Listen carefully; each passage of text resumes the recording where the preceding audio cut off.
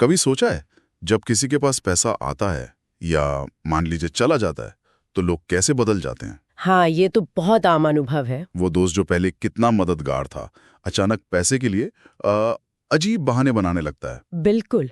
या फिर कोई एकदम अनजान इंसान मुश्किल में बिना सोचे समझे मदद कर देता है। सही। तो सवाल यही उठता है कि क्या पैसा सच में इंसान का असली चेहरा दिखाता है या ये बस एक बहाना है। ये सवाल बड़ा गहरा है, खासकर हमारे यहाँ भारत में। यहाँ पैसा सिर्फ जरूरतें पूरी करने का जरिया नहीं है। ये इज्जत से, रिश्तों से, भावनाओं से जुड़ा है। हाँ, बहुत ज्यादा। आमतौर पर लोग कहते तो हैं कि पैसा असली रंग दिखा देता है, पर क्या ये इतना सीधा है? शायद नहीं। बिल्कुल। और आज हम इसी गुत्थी को सुलझाने की कोशिश कर रहे हैं।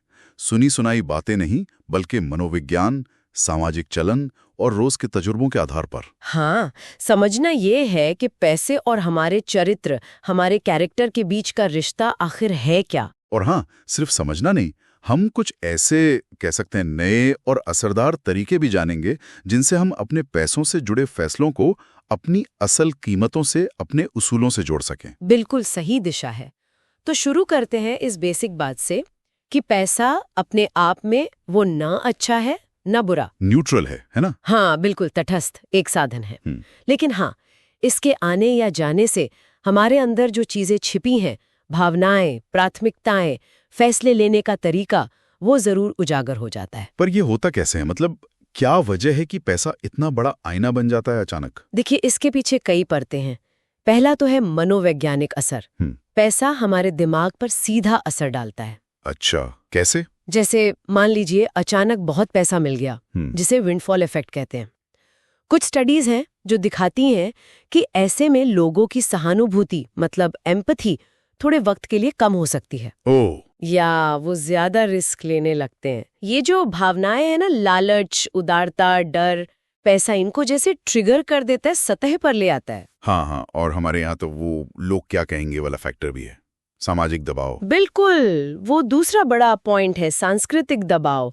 समाज में हैसियत, इज्जत, ये सब पैसे से बहुत जुड़ा है। सिर्फ अमीरी दिखाना ही नहीं, कई बार तो परिवार की जिम्मेदारियों का बोझ भी लोगों को अपने उसूलों से समझौता करने पर मजबूर कर देता है। सही कहा। और फिर आता है निर्णय का दबाव।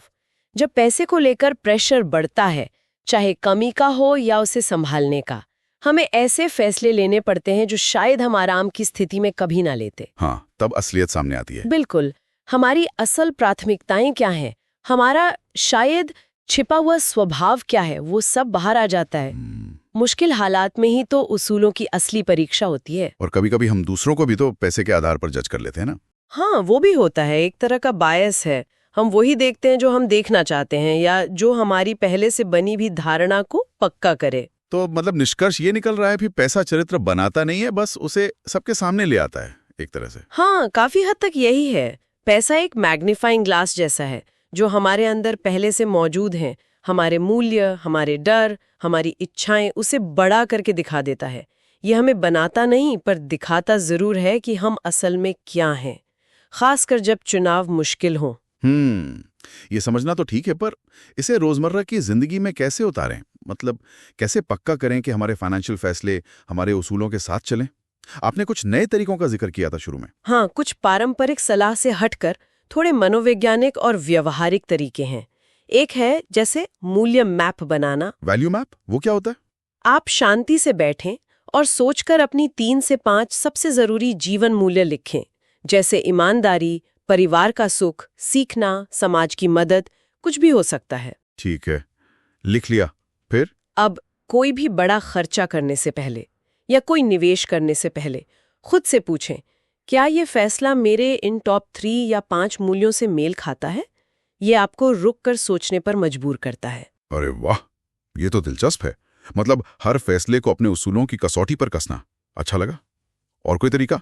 एक और बहुत कारगर तरीका है, खासकर आज के जमाने में, इम्पल्स चेकर, या इसे 48 घंटे का नियम भी कह सकते हैं। 48 घंटे का नियम? हाँ, जब भी कोई महंगी चीज खरीदने का तेज मन करे, खासकर अगर वो जरूरत से ज्यादा इच्छा पर आधारित है, तो बस 48 घंटे रुक जाएं।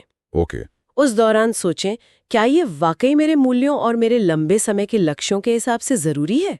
अक्सर 48 घंटे में वो शुरुआती जोश ठंडा हो जाता है। हाँ, ये तो बहुत होता है। ऑनलाइन शॉपिंग में तो ये कमाल कर सकता है। बिल्कुल, ये भावनात्मक या दिखावे की खरीदारी से बचाता है, जिससे बाद में पछतावा होता है। और वो नैतिक निवेश वाली बात, ESG फंड्स वगैरह? हाँ, ये भी एक तरीका है अपने मूल्यों का एक्शन में लाने का। अगर आपको पर्यावरण की चिंता है या सामाजिक बराबरी की, तो आप ESG फंड्स में निवेश कर सकते हैं। ESG मतलब? इन्वायरमेंट, पर्यावरण, सोशल, समाज और गवर्नेंस कंपनी चलाने का तरीका।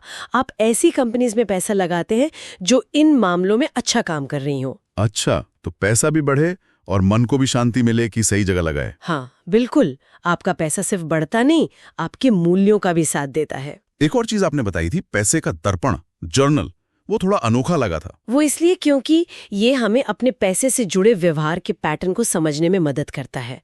रोज लिखें या हफ्ते में कि आपने क्या खर्च किया, क्यों किया और उस वक्त कैसा महसूस कर रहे थे। ओ, जैसे डायरी लिखना। हाँ, पर पैसों पर फोकस करके। इससे पता चलता है कि कहीं आप तनाव में या बोरियत में या दुखी होने पर फिजूल खर्ची तो नहीं कर रहे।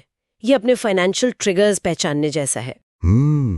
ये सारे तरीके तो वाकई सोचने पर मजबूर करते हैं।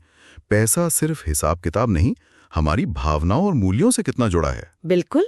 लेकिन फिर भी लोग आमतौर पर क्या गलतियां कर बैठते हैं इस मामले में, संक्षेप में अगर बताएं। कुछ आम गलतियां हैं जिनसे बचना जरूरी है। पहली और शायद सबसे बड़ी, किसी के पास कितना पैसा है उससे उसके चरित्र का अंदाजा लगा लेना। हाँ, ये तो बहुत होता है। बाहरी दिखावा अक्सर अंदरूनी सच्चाई से बिल्कुल अलग हो सकता है। दूसरी गलती है भावनाओं में बहकर बड़े वित्तीय फैसले लेना, चाहे बहुत ज्यादा खुशी हो, तनाव हो या डर। हाँ, जोश में या टेंशन में लिए गए फैसले अक्सर गड़बड़ होते हैं। बिल्कुल, वो हमारे लॉन्ग टर्म लक्ष्यों और मूल्यों के खिलाफ चले जाते हैं। और वो सामाजिक तुलना वाली बात, देखा देखी में खर्च करना। हाँ, वो तीसरी बड़ी गलती है, दूसरों से बेहतर दिखने का दबाव। ये अक्सर लोगों को कर्ज और बेवजह के तनाव में डाल देता है। उनके असली मूल्य कहीं पीछे छूट जाते हैं। और चौथी, अपने मूल्यों को पूरी तरह नजरअंदाज कर देना।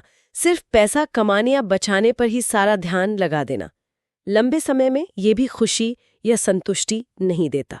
तो कुल मिलाकर बात यह है कि पैसा हमारे चरित्र को बनाता या बिगाड़ता नहीं, लेकिन ये उसे उजागर करने का, सामने लाने का एक शक्तिशाली माध्यम जरूर है। बिल्कुल सही पकड़ा। असली चुनौती अपने फाइनेंशियल जीवन को अपने अंदरूनी मूल्यों के साथ एक तालमेल में जीना है। एकदम। पैसा एक साधन है, एक टूल। इसे लक्ष्य मत बनाइए। इसे इस तरह इस्तेमाल करें कि ये आपकी जिंदगी को बेहतर बनाए और आपके उसूलों को मजबूत करे, न कि कमजोर। तो आज की इस चर्चा के बाद सुनने वालों के लिए एक छोटा सा विचार छोड़ जाते हैं। अगली बार जब आप कोई भी पैसों से जुड़ा फैसला लें, चाहे छोटा हो या बड़ा, एक पल रुकें और खुद से पूछें, क्या ये फैसला वाकई मेरे मूल्यों को दर्शाता है? हाँ, और चाहे तो आज ही एक छोटा कदम उठाकर देखें। शायद वो वैल्यू मैप बनाएं या बस आज के खर्चों और उनके पीछे की वजहों को एक डायरी में लिख लें। क्योंकि याद रखिए, आपका चरित्र ही आपकी असली दौलत है और वो पैसे से कहीं ज्यादा कीमती है।